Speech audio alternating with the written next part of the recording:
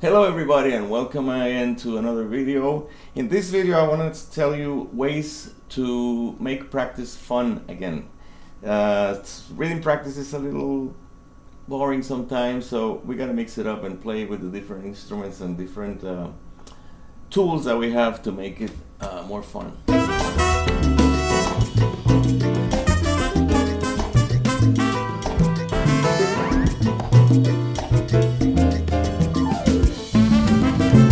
So this channel is to share a little bit of my knowledge and experience with you guys so that you don't have to make the same mistakes that I did, and hopefully you'll make tons of money, because this is a great tool of making money.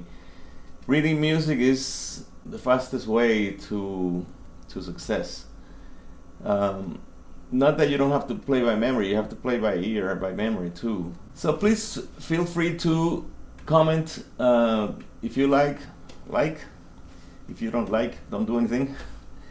No, I'm kidding. If you don't like, let me know.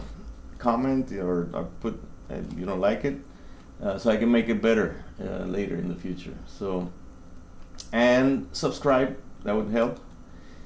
And if you want to donate something, that's up to you. It's just there, the PayPal, whatever is there. So, but it's not necessary. Whatever you donate is going to go to help keep the channel going. So it's like PVS. This is a viewer-supported channel.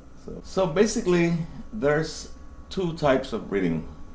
The sight reading, which is an art that you have to develop through years of practice and studying, and that's what you do if you're going to record in a studio, if you're going to do classical music, if you're going to do accompanying at a school. But there's also reading by memory, or what we call reading by memory, which is you practice and then you learn it.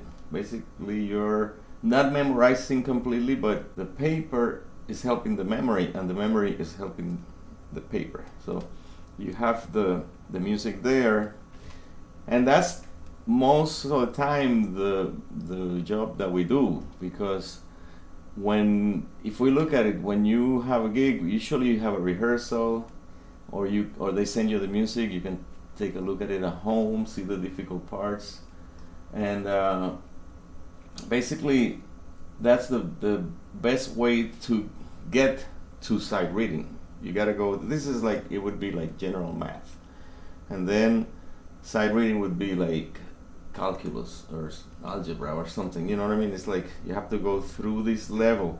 First you kind of memorize, and then there's a point that you can read it like a language. Then it's like reading a book. One of the best ways to improve your reading is by studying Johann Sebastian Bach. This music has a lot of notes and very few rests, so it will help you to keep going.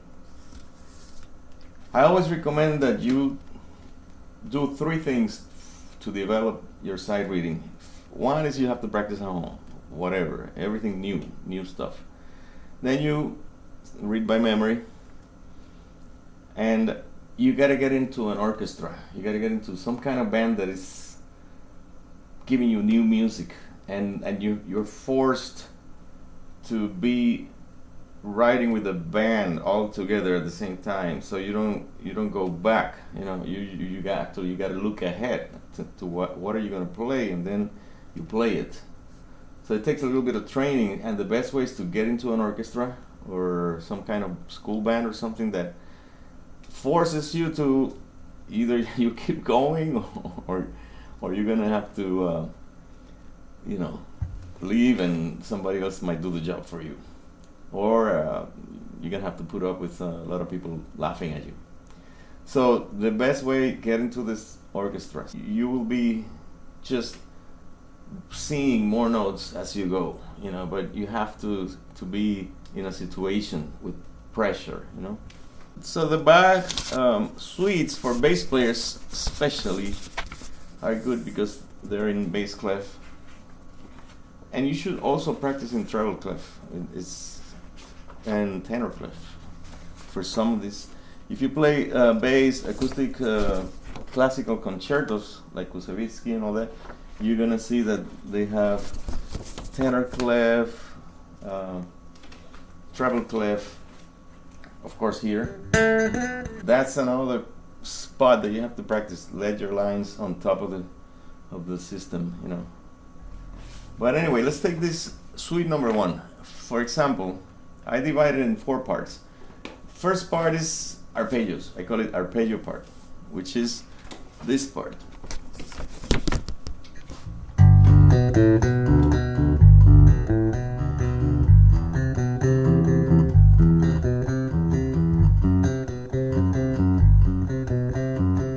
Okay. So I call that the arpeggio part. Then it gets to the fermata here,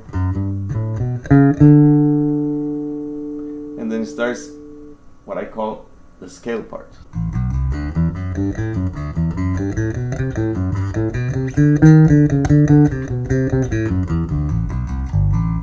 And then there's a tricky part. I call it the tricky part because it's a line that Johann Sebastian Bach did with like two lines put together in one. I've had friends that get confused with this because it goes like this.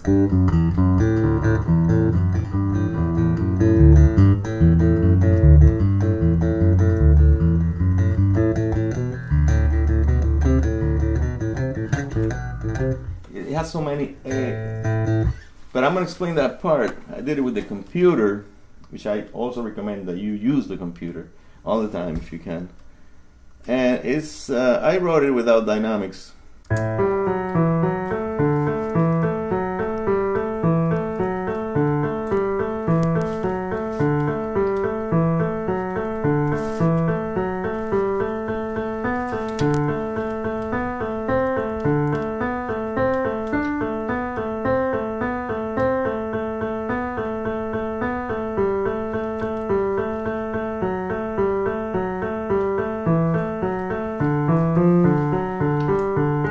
And then it goes into that chromatic part. And the chord parts.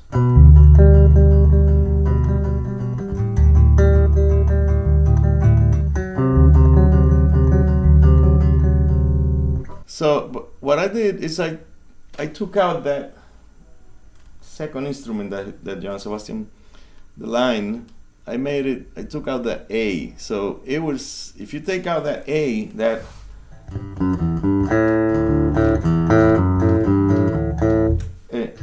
offbeat, this is what it would sound like.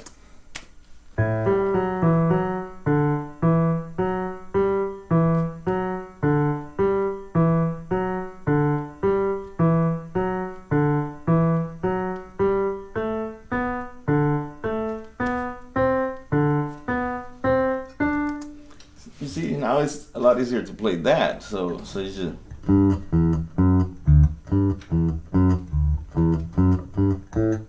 So if I told you that that's all you have to play, then it would be easy, right? So now I'm going to add the note. I'm just going to play that note, and you'll see how the part works.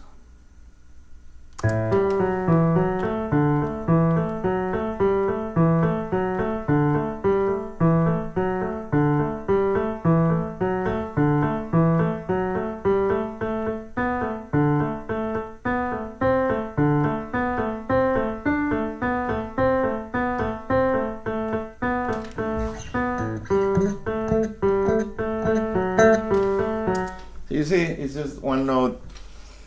I know some of you know this already, but some people don't. So if you're starting with this tune, it sometimes gives me problems too. It has, in a situation where I have to audition for a school or something, I use this piece. I'm always, I practice that part before I do the audition because it's, the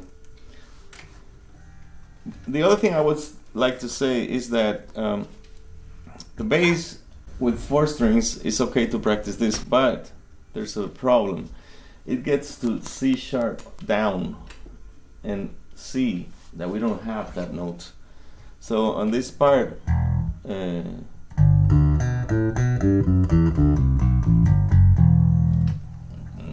there's no more notes. So of course you can say you can play it on a 5 string, and that's fine, that's what you would do, and it's good practice for the 5 string, reading also on the 5th string on the low B.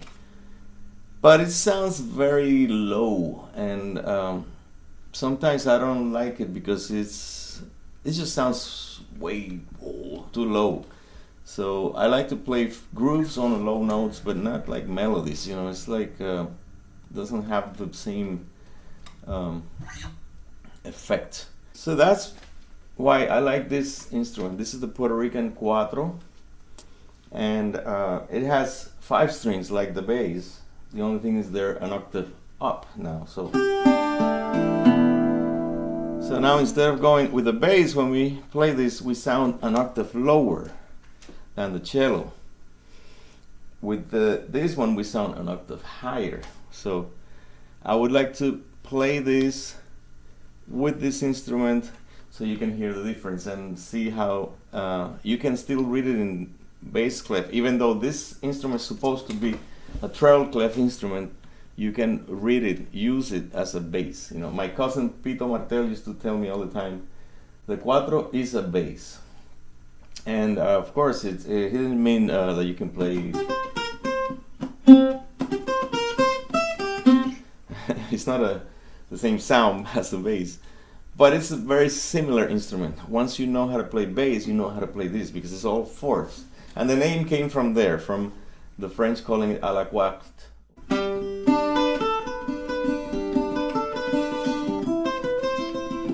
So I want to play this. I'm going to turn the camera upside down so you guys can see the fingerings also that I use.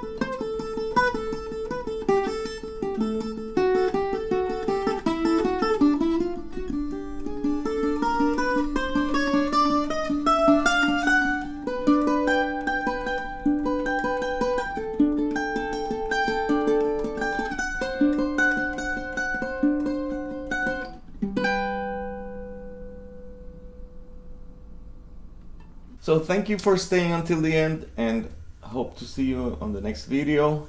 Remember, if you like it, if you want to subscribe, hit those red buttons over there, and I'll see you next time. Hope you learned something.